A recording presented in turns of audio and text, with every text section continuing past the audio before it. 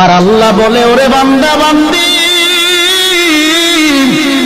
হাজার অপরাধ করার পরেও যদি তুমি তোমার মা বাবার কাছে যায় মাথাটা নত করে,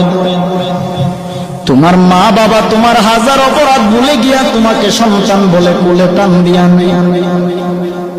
কিন্তু তুমি এমন গুনাহ করেছো যেই গুনার খবর কেউ জানে না, আল্লাহ জানে।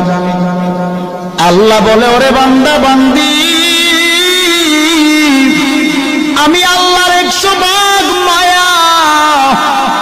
1 ভাগ মায়া আমি আল্লাহ দুনিয়ার মানুষের অন্তরে দিলাম, আর বাকি 99 ভাগ মায়া